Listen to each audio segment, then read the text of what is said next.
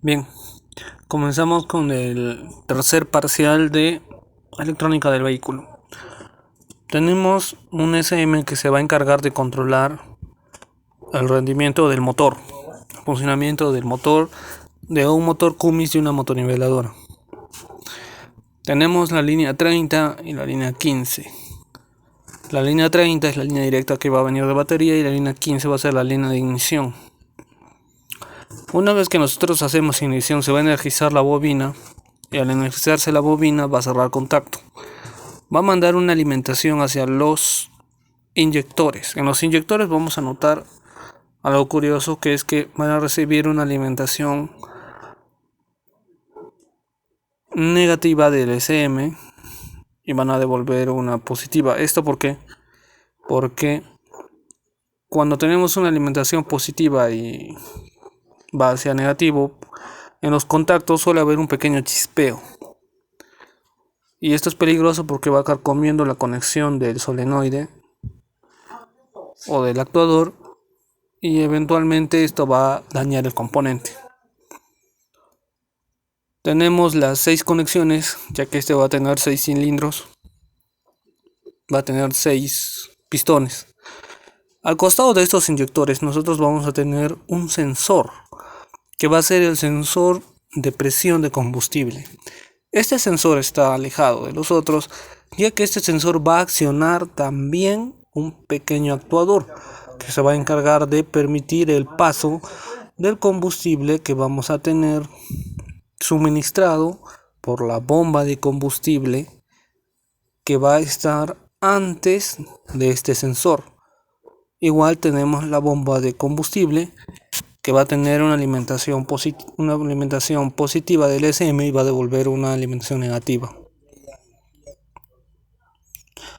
Luego de eso tenemos el sensor de presión atmosférica. Este sensor va a tener, al igual, va a ser un sensor activo, entonces va a tener una alimentación positiva y va a devolver una alimentación negativa y va a devolver una señal. Ese sensor se va a encargar de que el motor pueda funcionar con la relación correcta a cualquier altura y no tenga el problema que dicen le da soroche al carro y se apaga. Luego de eso tenemos el sensor de temperatura y presión de admisión del aire. Este es un sensor de doble función. Este sensor, cuando lo vayamos a revisar, va a tener 4 conexiones. Una conexión positiva, una conexión negativa y 2 señales. Luego tenemos el sensor de posición del eje de levas. Este sensor también nos va a entregar. Es un sensor activo, nos va a entregar una señal, va a tener una alimentación positiva y va a devolver una alimentación negativa igual al SM.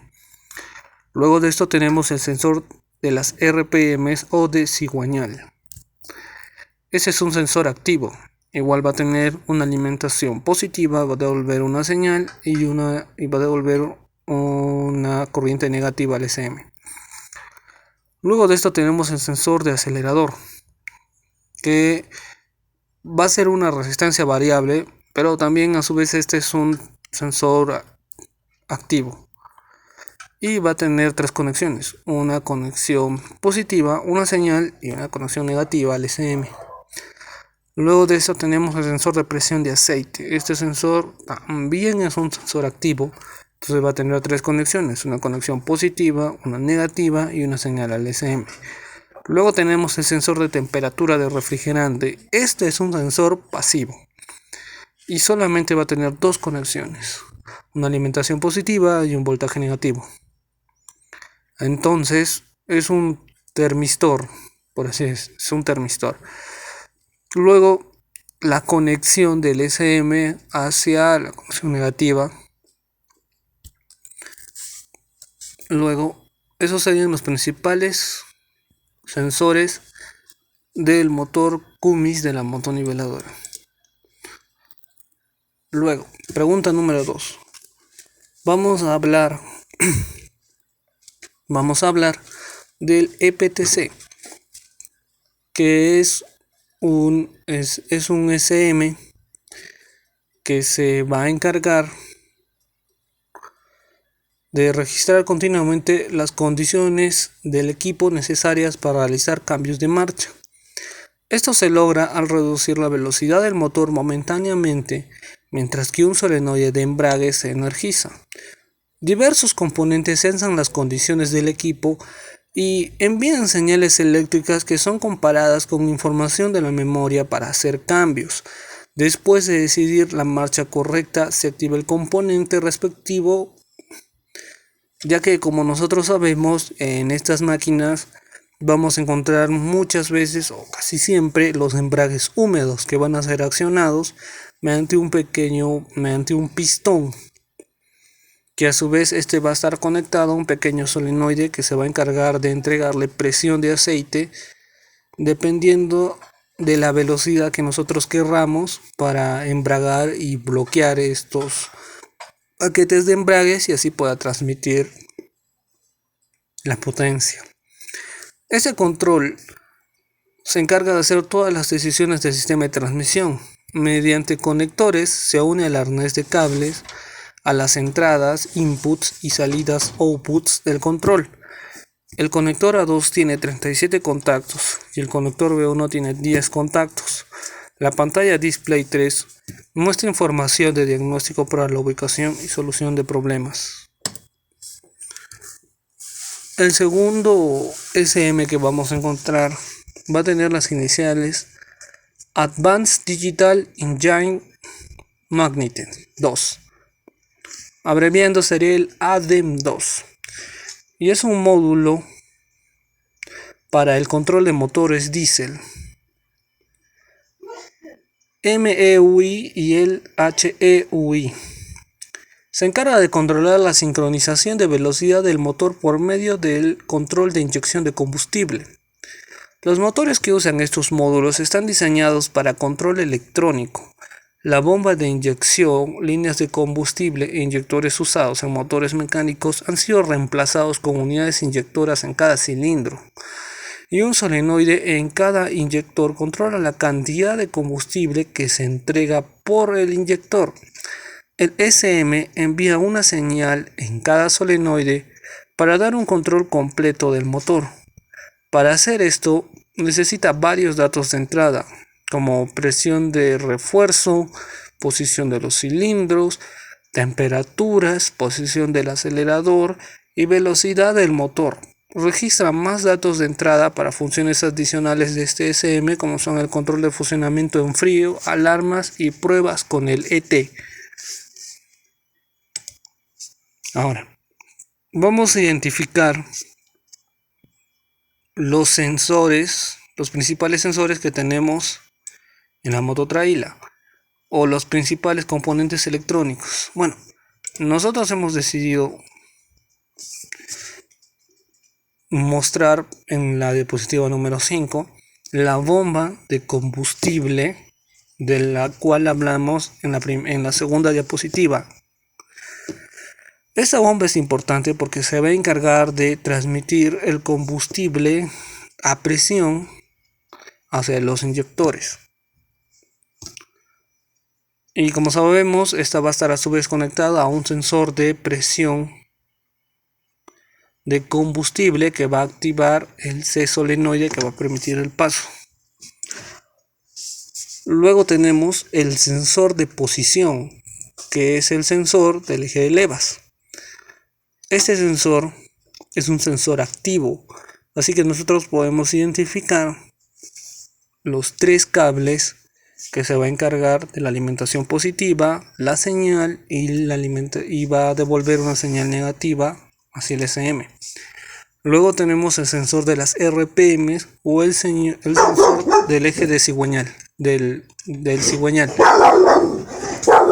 Este sensor se va a encargar, es un sensor activo, y al igual que el sensor de posición vamos a tener una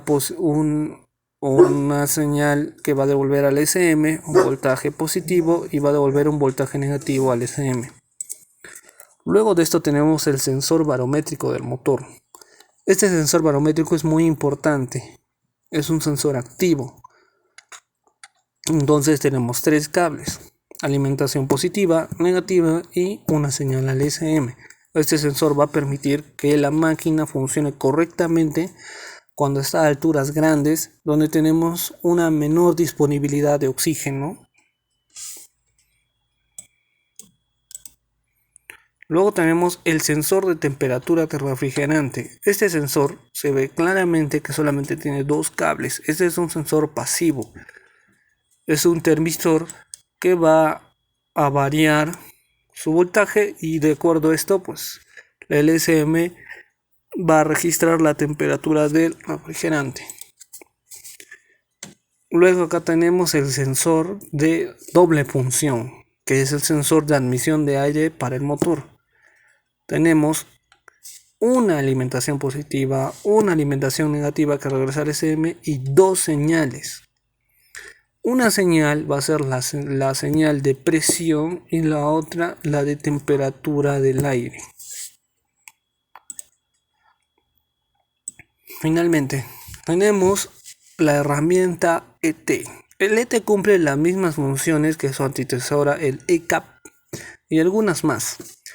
Posee la ventaja de mostrar los datos en una forma más comprensible y clara. Es una herramienta de servicio diseñada para trabajar en una computadora personal PC, en un entorno Windows. Por lo general, este es el Windows 8.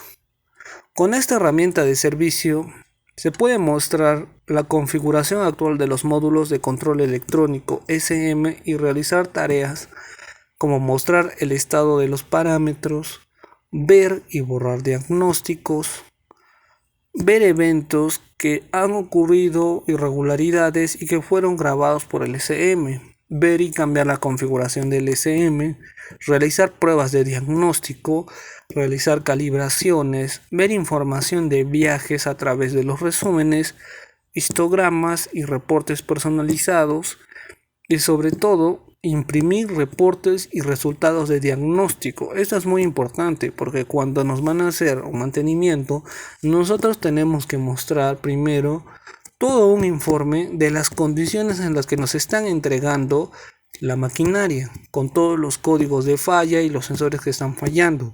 Y una vez concluido, tenemos que volver a presentar otro informe donde se demuestre que todo está en orden y que ya no hay códigos de falla. Aparte que también vamos a tener histogramas donde vamos a tener el desempeño del motor, como por ejemplo en el ADEM 2, donde nos entrega RPMs, consumo y entrega de potencia. Eso sería todo, gracias. Al final, en la diapositiva número 12, estamos adjuntando el enlace del video de la explicación del examen.